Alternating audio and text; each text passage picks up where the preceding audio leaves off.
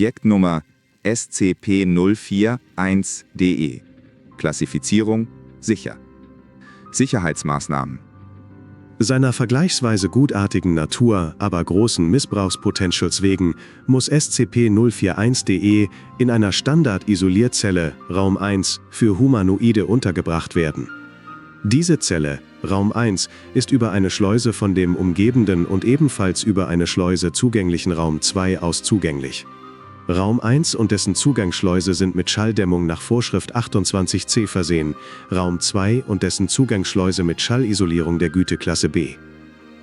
Raum 2 ist mit einer speziellen Innenwand auszuführen, die für einen Abstand von 1 Meter zu allen benachbarten Räumen sorgt, ebenso ist der Boden zu erhöhen und die Decke abzusenken. Sinnvollerweise kann in diesem abgegrenzten Bereich die notwendige Lüftungsmaschinerie des Komplexes untergebracht werden, da die Räume fensterlos auszuführen sind. Der durch diese Anlage erzeugte Lärm ist ein erwünschtes Nebenprodukt und dient als zusätzlicher Schutz vor dem Schall aus Raum 1. Der Effektivität wegen bietet es sich an, andere Isoliereinheiten, die einer Lüftung bedürfen, ebenfalls im selben Komplex unterzubringen, sofern deren Sicherheitseinstufung dies erlaubt. Partizipanten, die an SCP-041-DE mitwirken, werden als SCP-041-DE-A bezeichnet. Und es gibt, von Zwischenfällen abgesehen, immer genau 4 an der Zahl.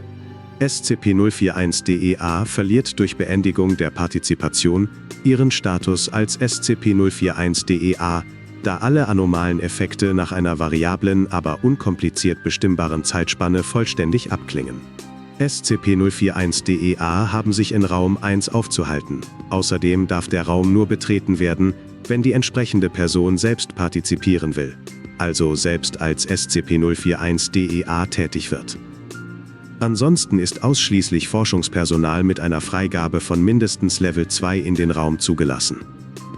Um als SCP-041-DE-A teilnehmen zu dürfen, muss man entweder dem Klasse D Personal angehören und eine einfache psychologische Unbedenklichkeitsprüfung bestanden haben oder sonstiges Personal, welches in den letzten 4 Wochen keinen negativen Vermerk in der Akte erhalten hat. Akut lebensgefährdetes Personal mit noch undokumentierten, aber wichtigen Wissen ist bevorzugt die Teilnahme zu ermöglichen, ansonsten gilt das FIFO-Prinzip. In Raum 2 haben zukünftige Partizipanten zu warten. Es sollten immer mindestens 4 Personen gleichzeitig anwesend sein. Sollten sich nicht genügend Freiwillige melden, hat Dr. B. die Befugnis, Freiwillige aus geeignetem D-Personal zu selektieren. Das monatliche Ausscheiden aus dem Dienst für Klasse D-Personal wird für die Dauer von deren Partizipation ausgesetzt, sollten sie sich für eine ausdauernde Partizipation entscheiden. Die durchschnittliche Teilnahmedauer am Stück beträgt 1 Stunde. Wir empfehlen eine maximale Teilnahme von 8 Stunden. Dem wartenden Personal ist in Raum 2 die Mitnahme von leichter Lektüre erlaubt. Diese ist vor Betreten von Raum 1 in dem in der Schleuse bereitgestellten und dafür designierten Behälter abzulegen. Schließlich ist vor der äußerten Schleuse immer mindestens eine bewaffnete Wache zu platzieren, welche entweder mit einem Gehörschutz der Klasse 7 ausgerüstet ist, auf dem laute Musik abgespielt wird, oder Taubheit von mindestens 90 Prozentpunkten aufgewiesen wird. Abschließend muss darauf hingewiesen werden, dass SCP-041-DE-A aufgrund seiner Teilnahme keine zusätzlichen Vergünstigungen oder ähnliche zustehen. Beschreibung. SCP-041-DE ist ein Kanon mit einer einfachen Aufführungslänge von etwa 2 Minuten, der aus 256 Takten besteht und ständig wiederholt wird. Während die Melodie über die 256 Takte hinweg in jeder Aufführung identisch bleibt, variiert der Text von Person zu Person und Zyklus zu Zyklus dreht sich aber immer um die Huldigung der Gesundheit. Die teilnehmenden Personen beschrieben hinterher, dass sie ihre Worte deshalb gewählt hatten, weil sie einen großen inneren und unwiderstehlichen Drang verspürten. Es scheint eine gewisse Korrelation mit Entwicklungen der Schulmedizin zu bestehen, man denke da zum Beispiel an den Monat, in dem hauptsächlich gesungen wurde, im Jahre 1800. Eine teilnehmende Person ist nicht in der Lage, den Gesang zu beenden, ohne dass eine andere Person ihren Part übernimmt. Dazu ist das Timing sehr wichtig.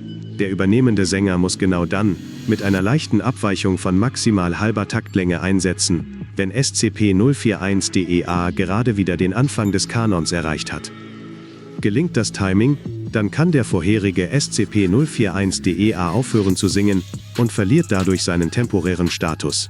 und der neue Partizipant wird zum neuen SCP-041-DEA. Ist das Timing jedoch fehlerhaft, ist SCP-041-DEA nicht in der Lage, das Singen einzustellen. Ebenso wie der neue Partizipant, der zu SCP-041-DE1-DEEB wird. SCP-041-DEB singt den Kanon, inklusive seiner zeitlichen Abweichung, bis er das Ende des Zyklus erreicht und dann an einem Gehirnschlag verstirbt. Steigt ein neuer Partizipant mit dem richtigen Timing ein, und SCP-041-DEA stellt trotzdem, obwohl er könnte, nicht sein Singen ein, werden beide zu SCP-041-DEC.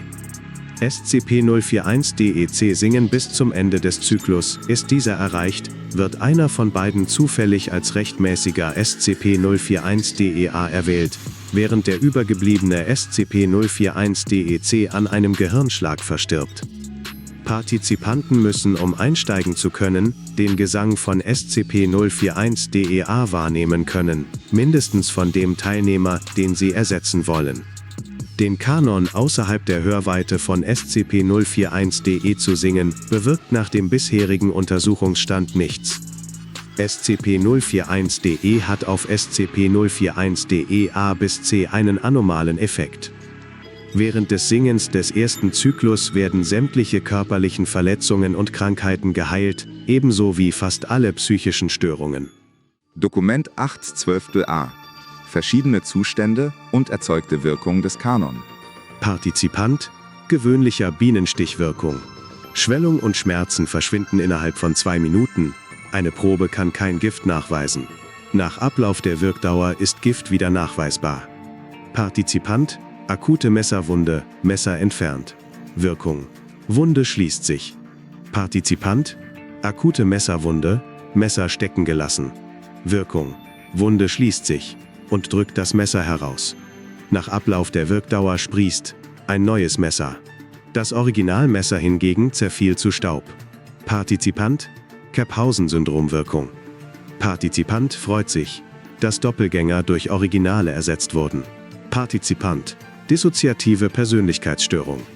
Wirkung: keine, die Persönlichkeiten wechseln sich beim Singen ab. Partizipant: Prosopometamorphopsia. Wirkung: Gesichtswahrnehmung stabilisiert. Partizipant: kein Bein, erst vor kurzem verloren. Wirkung: Bein wächst nach.